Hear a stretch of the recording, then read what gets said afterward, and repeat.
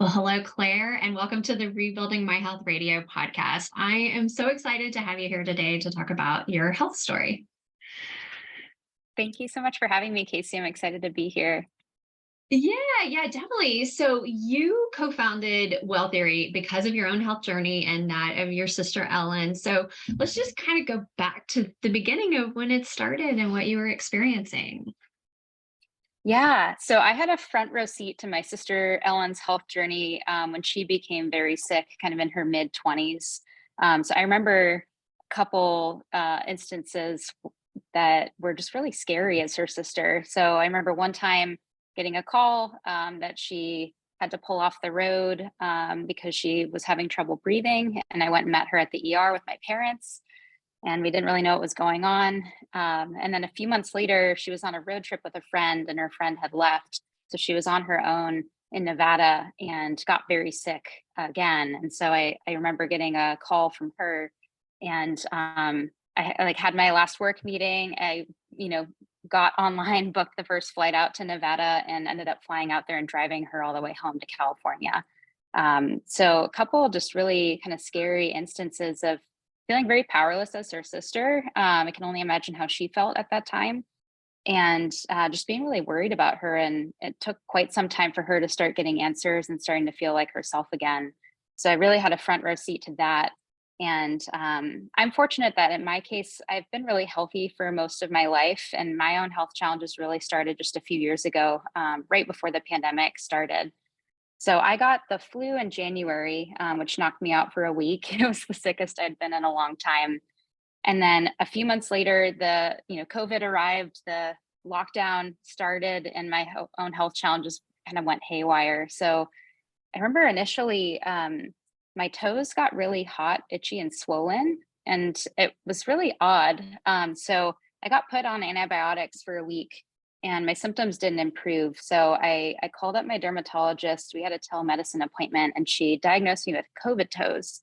And at the time, this diagnosis was kind of this new phenomenon. I remember Googling it while we were on the call, like, what is this? And at the time, it was really kind of cutting edge. Researchers were starting to see more and more people with similar symptoms around the world, usually adolescents and young adults. And so it was believed at that time that that was associated with an asymptomatic COVID infection. And I had been truly like not going anywhere, didn't know where I could have possibly been exposed. I was incredibly isolated. And I think to date, I Googled it yesterday. I don't think that there's been a direct connection found yet between COVID and this phenomenon. So it's still a little bit of a question mark.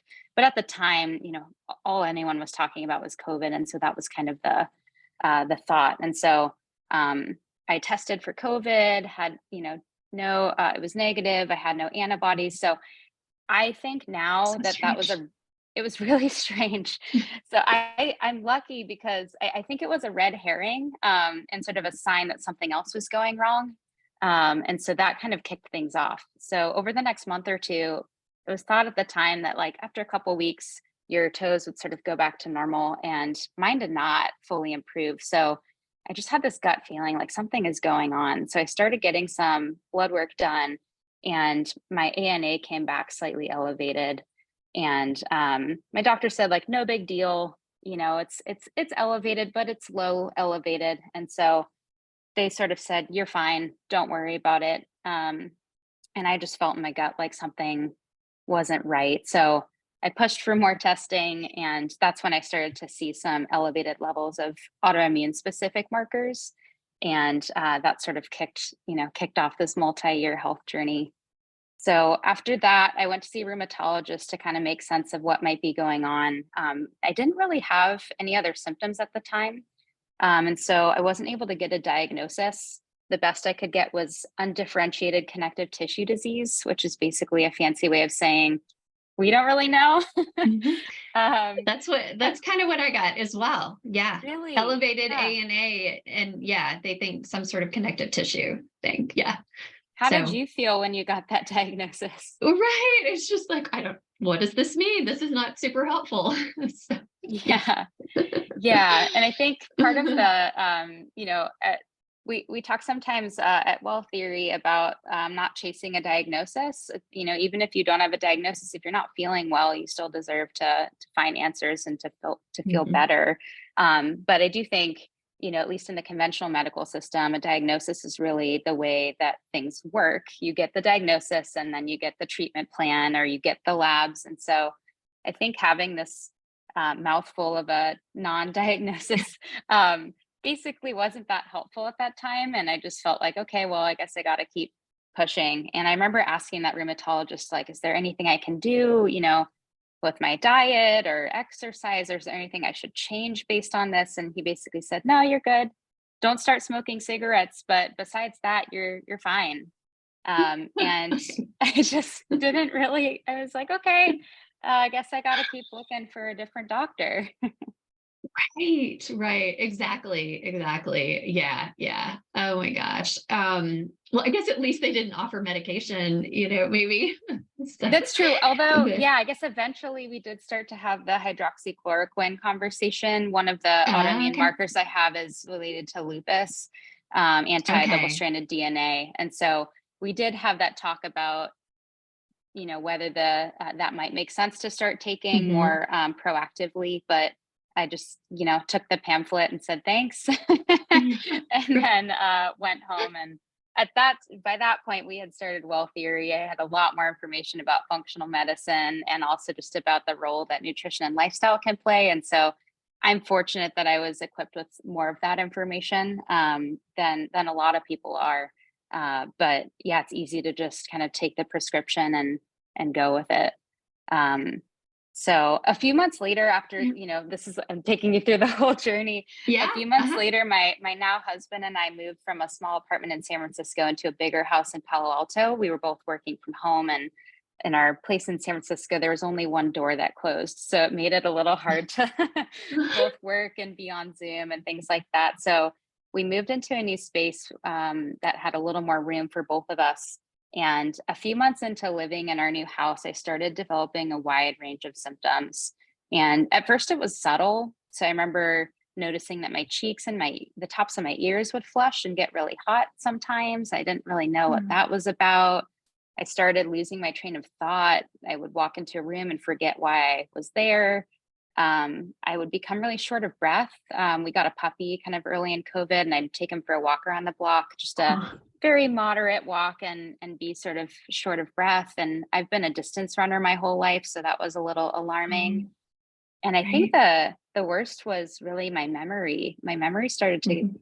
get a lot worse, and it got so bad that I started forgetting basic words. Like I would try Mhm. to, you know, in my work and just in your life, you know, you need to be able to communicate, and I would just struggle to remember very basic words and phrases. It was like Mhm. everything was on the tip of my tongue, and I couldn't Mhm.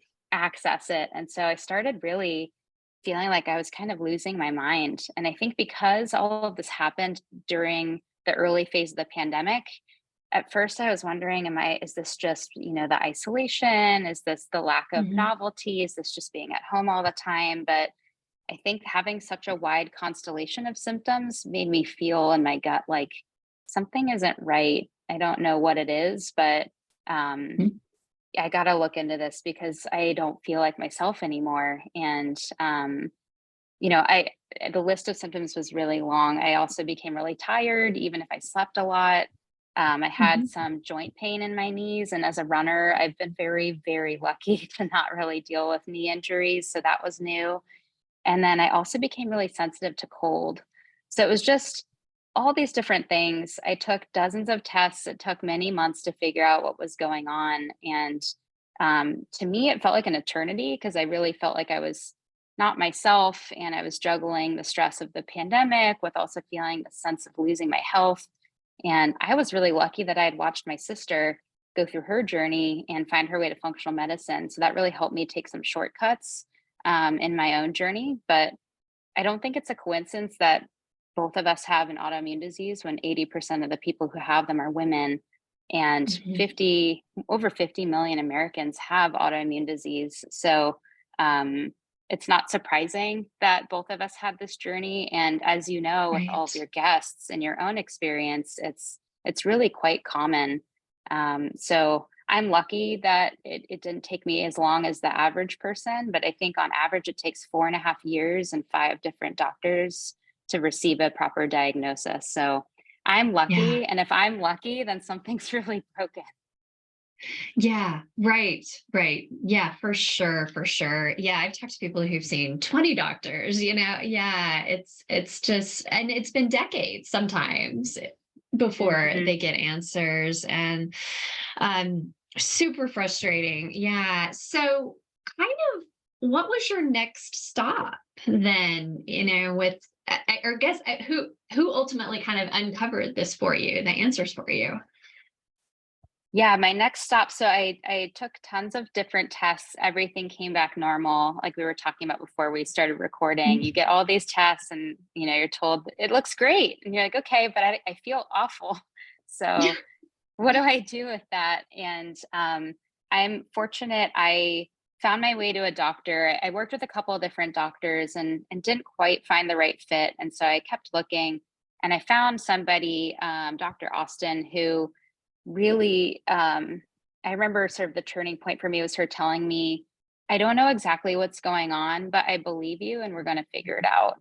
And I felt like, Mhm. okay, I'm not alone anymore. I have someone here who's going to help me. And so, really, the turning point for me was I had done tons of different tests. One that came back positive was a heavy metals test. So that was like an initial clue of, okay, that might be Mhm. contributing to some of my symptoms.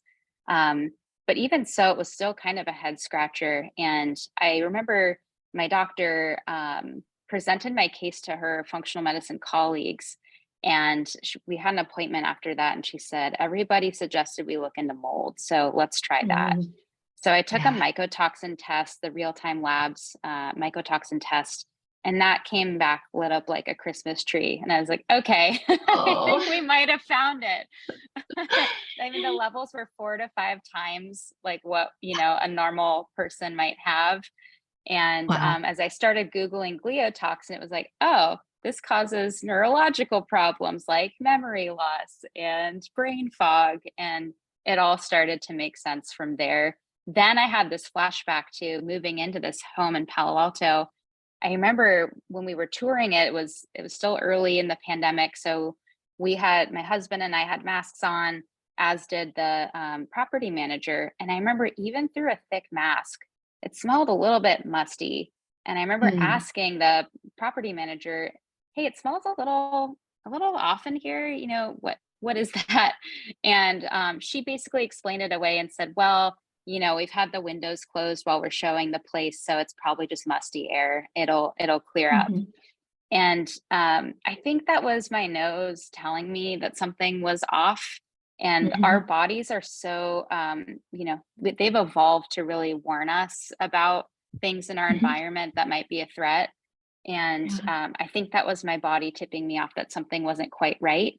But we were Mhm. excited about the home, and it was a crazy stressful time. And so we decided to take the place, and only in hindsight do I now realize that that was a mistake. And I know a lot more Yeah. now than I did then about mold, Right. and how that musty smell usually is a tip off that there's still an active mold growth Mhm. happening in the home. Right, right.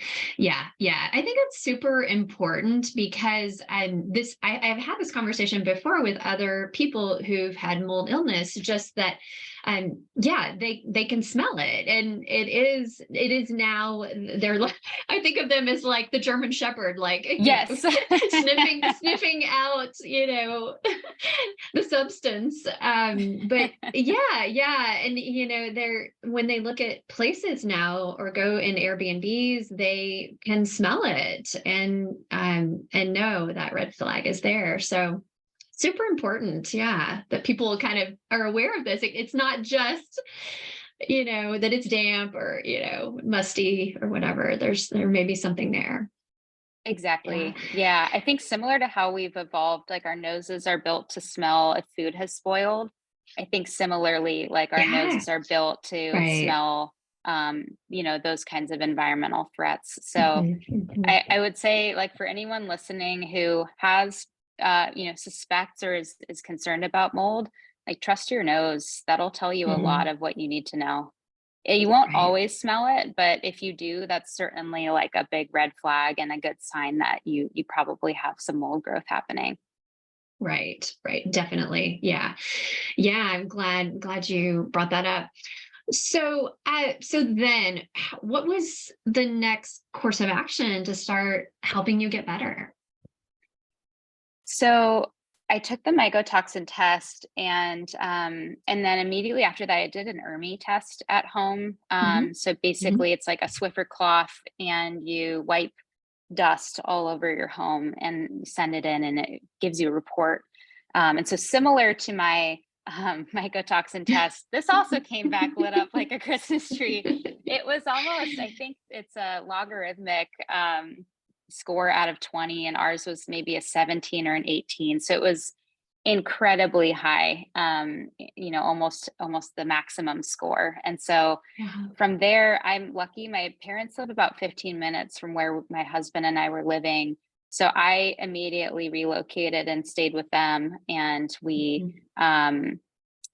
actually, no, I'm remembering now. So I don't think initially I did that. I didn't know. If I knew now what I know, if I knew then Yeah. what I know now, I would have gotten out of there immediately. I didn't know quite yet what to do. So um, we shared the results with our property manager, and requested a mold inspection. And so we had that done. And in the state of California, there are certain requirements around, a habitable housing situation and providing that for your Yeah. tenants. And so we requested that mold test. And I will never forget, I had my mom come over, and just be there with me while the person was testing. Because at that point, my brain fog and memory issues were so bad. I just didn't feel like I could do it on my own. And I think my husband had to Mhm. work that day. And so she was there with me, and we walked around with the mold inspector, and he kept telling us certain things, that he wouldn't write down on the report, but he would say kind of cryptic things like, you might want to keep an eye on that rotted out gutter. You might want to keep an eye on that water stain on the floor. And I asked him Mm. at one point, he mentioned he had children. I said, if you were here with your children, what would you do? And he gave sort of a cryptic answer about, I would just keep an eye on these things.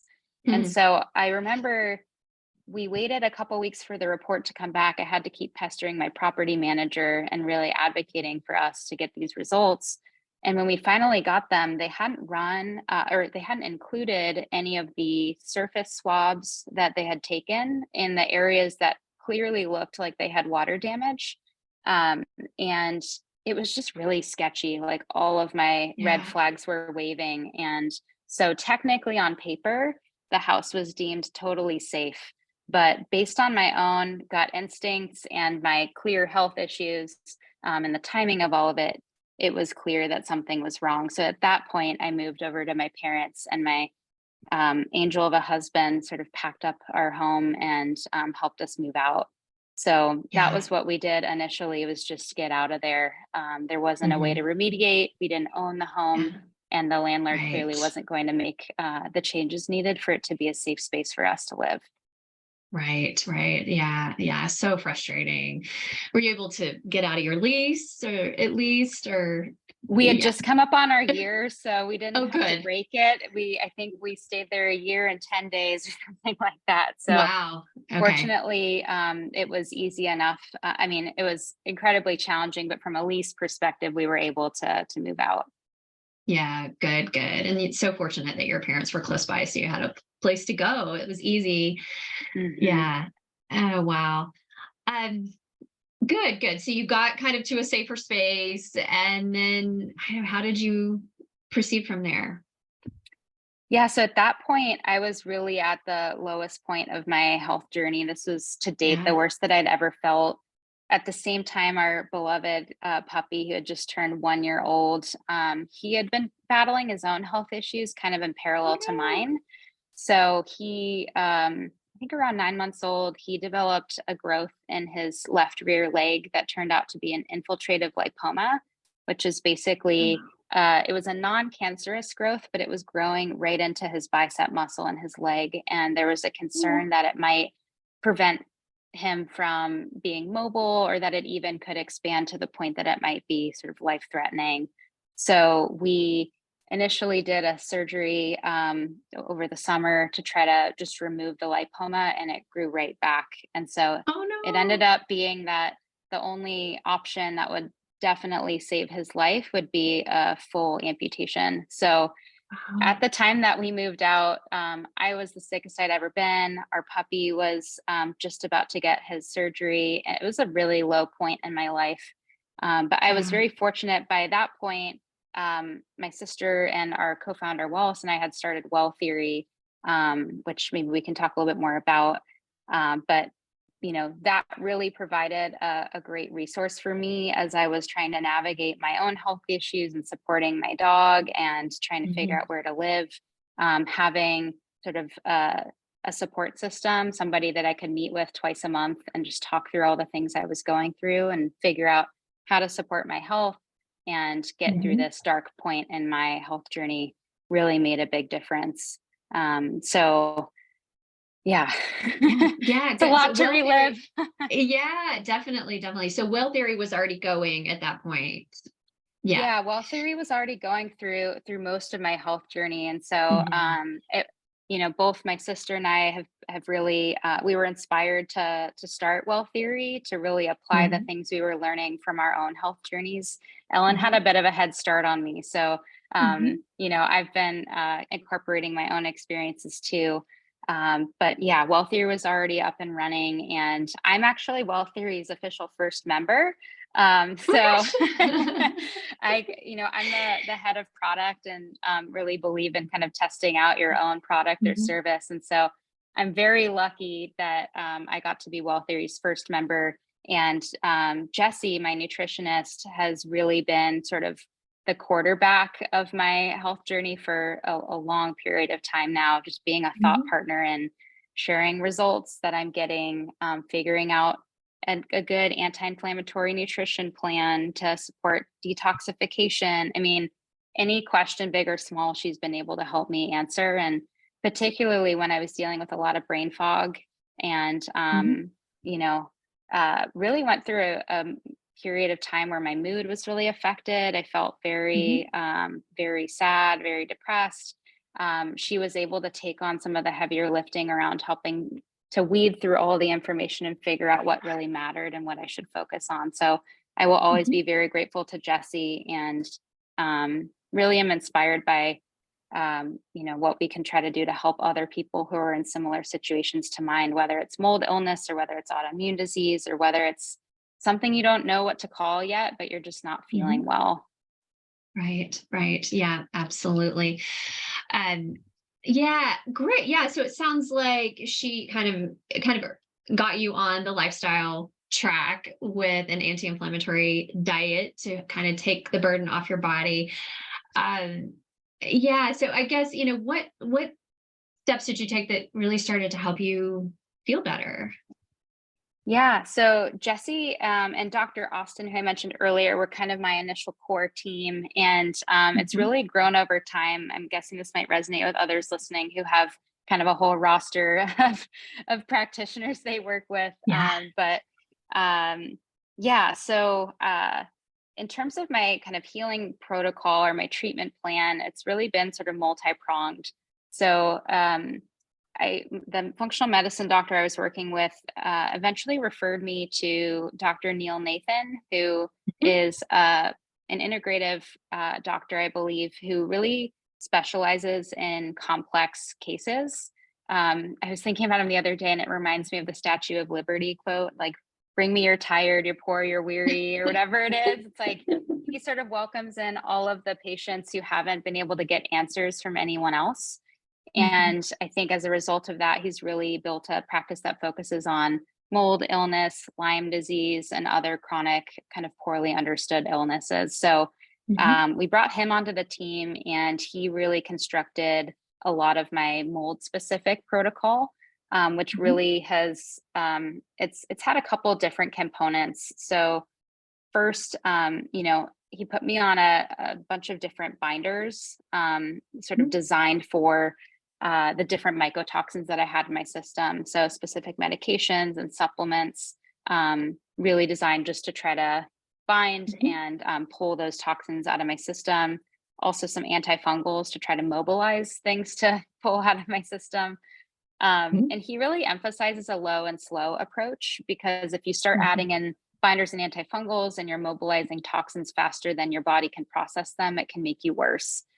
Yeah. So you can't Right. just muscle your way through it, which I think a lot of us tend to do. Like, I'd rather just get it over with, but it doesn't really work Mhm. that way. You actually really have to partner with your body, listen to Mhm. it, and kind of go low and slow. So over the course of Yeah. many weeks, I added in all these different antifungals and binders. A couple other elements that I think are starting to gain more attention that I think have been really helpful for me really had to do with healing my nervous system.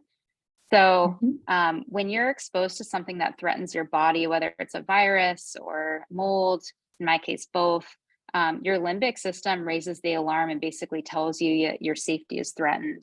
And with chronic mold exposure, it's kind of like your brain gets stuck in that danger response, because every Mhm. day you're around these toxins. And so, what can happen is, even when you remove yourself from that environment, it's kind of like a fire alarm that got triggered and then never turned off. And so your nervous Yeah. system can just continue to be telling you you're not safe, and triggering inflammatory responses Mm. and actually causing real symptoms. So even if you're Yeah. actually out of an unsafe environment, you can still feel pretty sick. And so Mhm. basically, Dr. Nathan recommended a couple different ways to help support my nervous system. One was reading a book called Accessing the Healing Power of the Vagus Nerve by Stanley Rosenberg. Are you familiar with that one? No, but I'm writing it down. Okay, I need this to is a good read that. one. Yeah, so in the back, there are some different exercises that basically stimulate your vagus nerve and help you move from a sympathetic to a parasympathetic state. And they're pretty Nice. simple to do. Even after I'm fully healed from mold toxicity, I'll honestly probably keep doing them. I find them really Mhm. relaxing. My husband and I do them together. We put on really relaxing spa music and we do it most mornings. It takes just a few minutes, but they're basically simple eye and neck movements that help to restore. I'm probably not going to say this exactly right, but essentially help to restore alignment in your spine and all the way up Mhm. to your brain, and help to, as I said, stimulate your vagus nerve. So that's really helped a lot. Mhm. I also been doing some limbic retraining. So similarly, trying to sort of calm my amygdala and insula and other parts of my brain that are telling me I'm still in danger, even though I'm not. I'm now in a Mhm. mold-free environment. And so I Mhm. did the Gupta program and found that Mhm. incredibly useful. Basically uses the concept of neuroplasticity and mindfulness to help repair the connection between your limbic system and your immune system. And so those Mhm. have been really helpful. And then, as I mentioned, I've been working with my WellTheory nutritional therapy practitioner to follow an anti inflammatory nutrition plan, sort of customized for my specific needs, and also to support detoxification and gut healing. One thing I didn't mention earlier was, in my battery of tests, I also came back with leaky gut. And so I've Mhm. gotten a lot of support on gut health through working with Well Theory. Right, right. Yeah, good. And I'm curious what your anti-inflammatory diet looks like, kind of the, you know, basics of that.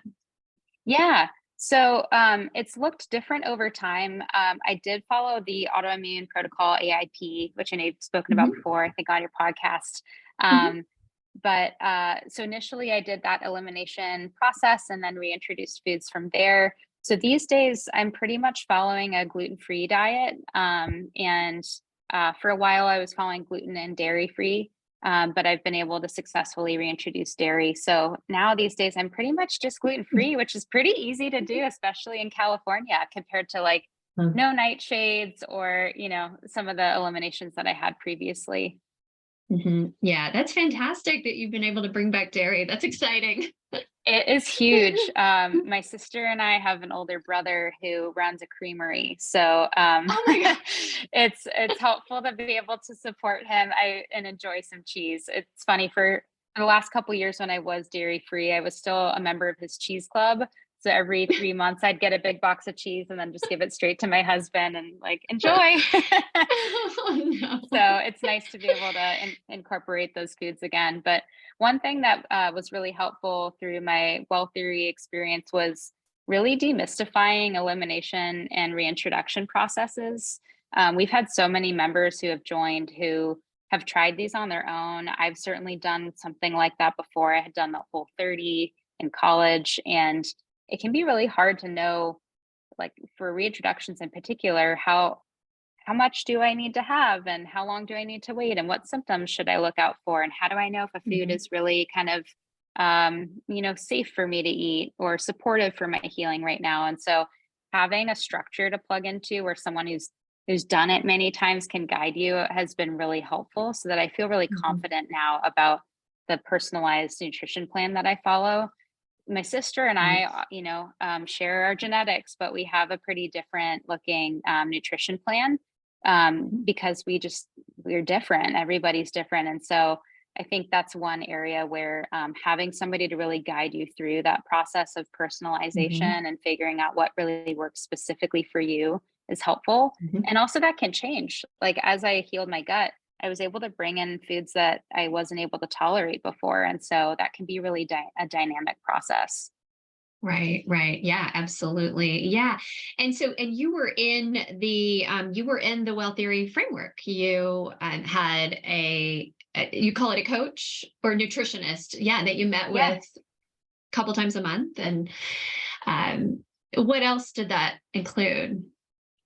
Yeah. So whenever anyone joins Well Theory, the first thing we do is a pretty detailed intake process. So we get your health history, and then we also have a nutritional assessment questionnaire that every member takes. And it's a pretty detailed inventory of your symptoms. So you kind of answer questions about what symptoms you experience, what the intensity is, how frequently. And based on that, you get a report that shows essentially what symptoms might be connected to what systems in your body. So, for me in particular, some of the symptoms that I was dealing with, like fatigue in the afternoons, had to do with poor blood sugar balancing. And Mhm. so, Jesse, my nutritionist, was able to help me figure out, what meal timing worked for me, and also make sure that I was getting enough of a balanced kind of fat, protein, and carbohydrate mix to have consistent blood sugar throughout the day. And just that alone really made a big change for me in my fatigue as I was continuing to heal from mold toxicity and some of the other things that I talked about. So, that nutritional assessment questionnaire really helps to inform basically a 3 month care plan. And so, for Nice. those 3 months, you meet twice a month with your nutritionist. Mhm. And I think what's unique about that is I read that the average primary care visit lasts 18 minutes, and you usually just see them once a Yeah. year. And when you're Yeah. dealing with something as complex and dynamic as autoimmune disease, that just doesn't cut it. Things change day to day, hour to hour. And so we've really tried to design care that is more dynamic and responsive to things that are happening, and also that allows you to build more momentum with your healing. If you only meet Mhm. with somebody once or twice a year and then you're left on your own, otherwise it's really hard to know what to Oh. do with the information that you got, or to build your own kind of momentum, especially when you're not feeling well and you're trying to juggle your health with other things in your life. So Mhm. I like to talk about Well Theory sometimes like Mm. a gym membership, where it's like you kind of Yeah. build your health fitness, and you do that Right. through consistent practice. And so through those consistent meetings, you're able to troubleshoot what works for you and what doesn't. You're able to Mhm. work on lots of different areas of your life. So we've spoken a lot about nutrition, but you mentioned lifestyle. That's also a huge component. For me, stress Mhm. management has always been a challenge working in startup environments, and you know, being sort of a high achieving type of person, living in that kind of culture, learning how to rest, how to turn Mhm. off, how to set boundaries. All those things have been also really crucial parts of my Well Theory membership experience. So, Right.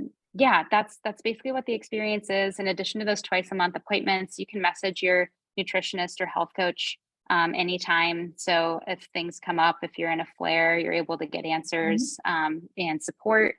And then we also have live events for our community so that you can connect with others who might have the same diagnosis or just who are navigating their own experience. I think one part of the current system that I think is especially broken is how siloed it is. So Right. we at WellTheory give you not only a nutritionist, but also a health coach. So you really have kind of a holistic care team that can cover all elements of nutrition and lifestyle. And then we also connect you with other members so that you get more of a community experience. Right. One thing I've heard consistently from members who join is that they really just feel heard and understood, often for the first time when they meet with our team. And I think that's because everybody on our care team and almost everybody in the whole company has their own experience with chronic illness or autoimmune disease. So we really get it. And I think it's really healing to be with somebody who has lived that experience and can really understand what you might be going through. Yeah, absolutely. Yeah. So validating and yeah, welcoming to be among people who know what you're going through for sure. So cool. So tell us how you're feeling now. I know your journey's kind of continuing, like most of our journeys are still continuing. Yeah, how are you feeling? Yeah, I would say I'm probably 80% better. So pretty good. Good. I have my better days and my worst days, but I would say in general, I'm doing a lot better. And I'm confident that by the end of this calendar year, I'll be mold free. That's what I'm really aiming for. I think one thing I've learned is that, and I'm sure you've felt this way too, just your health journey is always longer than you wish it was, and things take a long time. And so one thing that my WellTheory nutritionist mentioned to me was it's really important to have someone who can hold the hope for you when you don't have it. And I've been in moments in my health journey where it felt like I was in a really dark tunnel and I didn't really know where the light was going to come in. I couldn't quite see it yet. So I think having somebody who can see it for you or can kind of say, hey, it's right around the corner over there, I can see it coming, is really crucial. And so for me, Jessie, my nutritionist at WellTheory, has really done that. And again, I think that comes from her experience of having been through this and having people who did that for her. I think your podcast does that for so many people, just being able to share stories of people feeling, better and recovering from these different types of illnesses. My husband and my parents and my family have really been there for me. So yeah, I'm feeling a lot better, and I'm confident that I have the treatment plan to fully recover. It's just a matter of being a little more patient than I can be some days.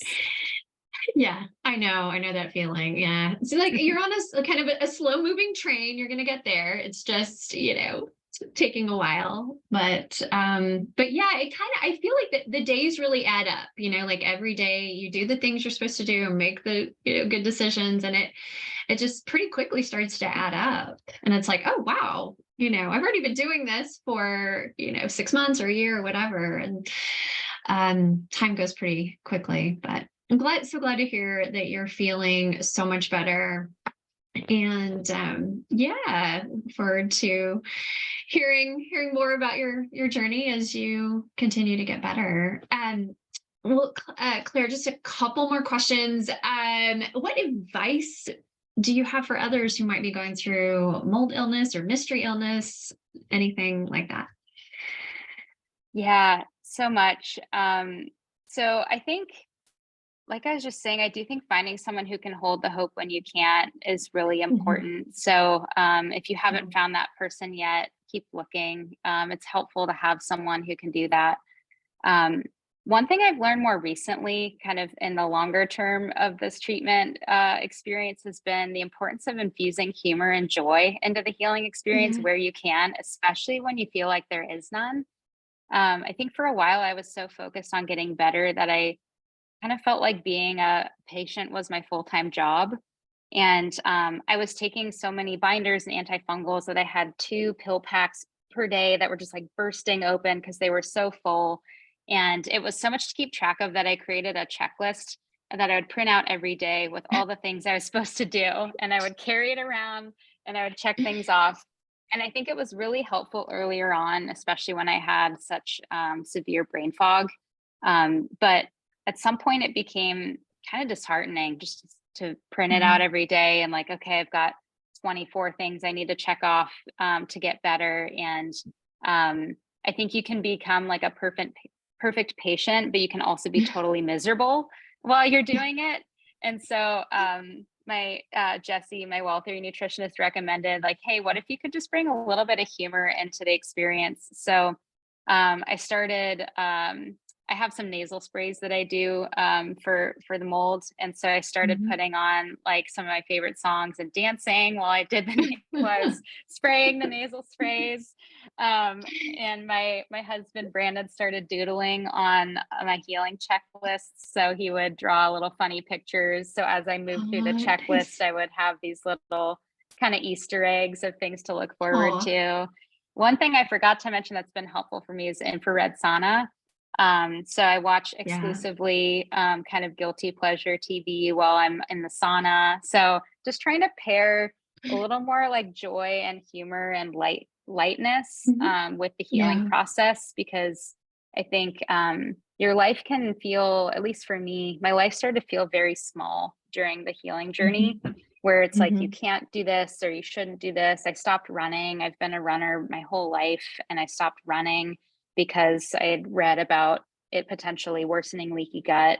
And at some point, my functional medicine doctor just said, "Look, it's probably more important for your mental health that you run than it is any Mhm. potential effect on your gut. So just do it." And so Mhm. I Right. think just finding those things that are really uh, bring joy to your life or meaning or just humor, I think was really Mhm. helpful. And then just building a team who supports and believes you and has the knowledge to help you heal.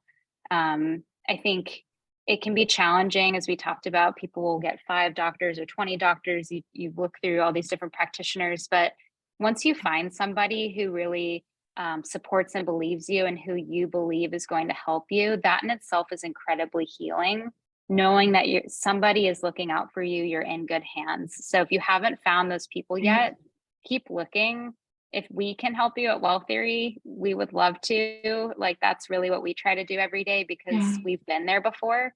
But just trust your gut that if you haven't found that person yet, they're still out there. I've been fortunate to Mhm. find some really knowledgeable and caring and compassionate practitioners of all kinds, and they are out there. Sometimes it just takes a little Yeah. looking. Right, right. Absolutely. Yeah. Yeah. Such good advice.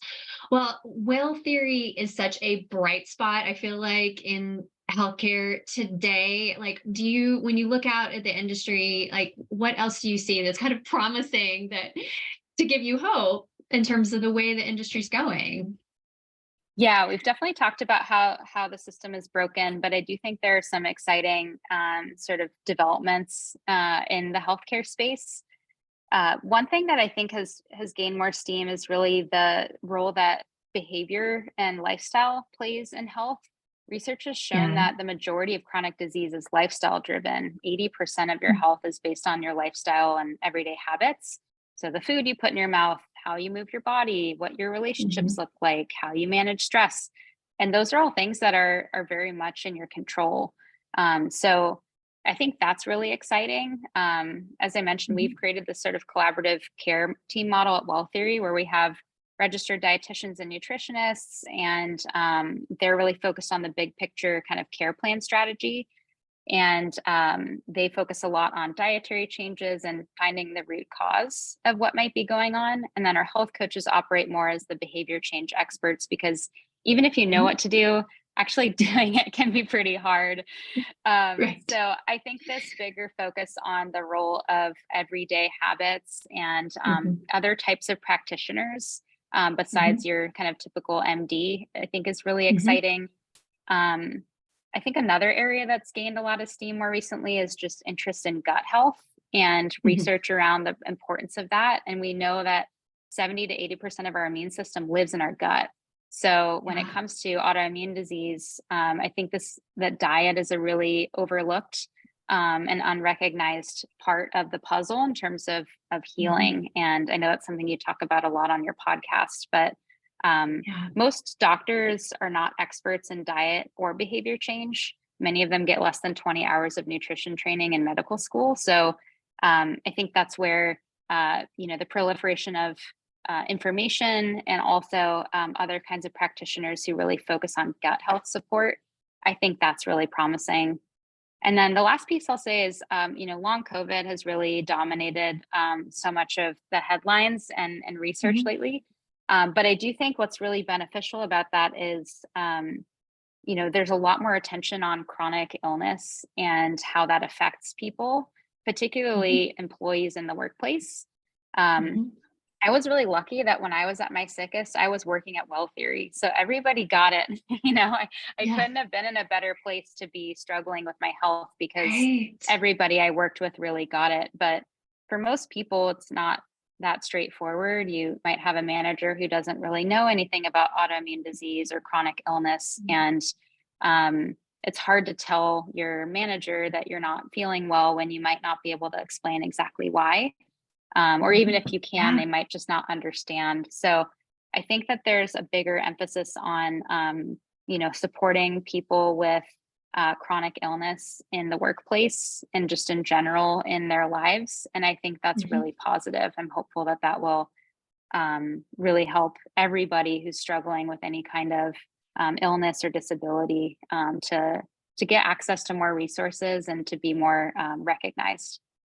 Yeah, yeah, absolutely. Yeah. And I feel like the long COVID conversation sometimes focuses on the inflammatory aspect, which is kind of the root of so much of illness right now. So, like, just kind of in general, talking more about inflammation, whether it's long COVID or autoimmunity or whatever it is super helpful and important. So, yeah. Well, Claire, thank you so much for sharing your story kind of openly and honestly. And I know it will inspire people, not just with mold, but with any sort of kind of difficult chronic illness. So thank you. Really appreciate you coming on. Yeah, thank you so much for having me, Casey. I hope this helps somebody and just keep going. You can get better one day Yeah, at a time. absolutely. Thank you so much.